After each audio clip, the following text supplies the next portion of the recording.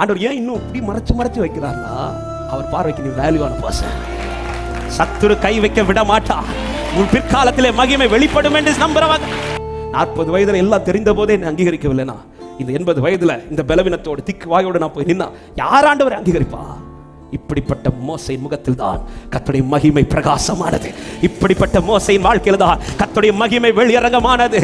எவர்கள் அவரை தள்ளினார்களோ அவர்கள் நடுவிலே கர்த்தர் அவனை மகிமைப்படுத்தினார்.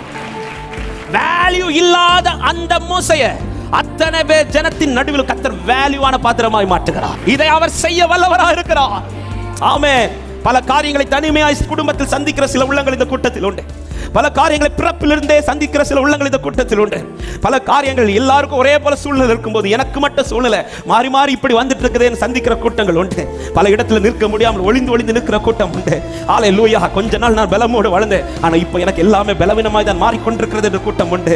திரும்ப சில இடத்துல போய் நிற்க விரும்பாத கூட்டம் இந்த இடத்துல உண்டு. அத்தனை பேருக்கு சொல்லுகிற வார்த்தை, மோசையை மகிமைப்படுத்தினவர் இதோ என்னை மகிமைப்படுத்த போகிறார் என்று விசுவாசிக்கிறவங்க நல்ல கரங்களை தட்டி நம்பிக்கையோடு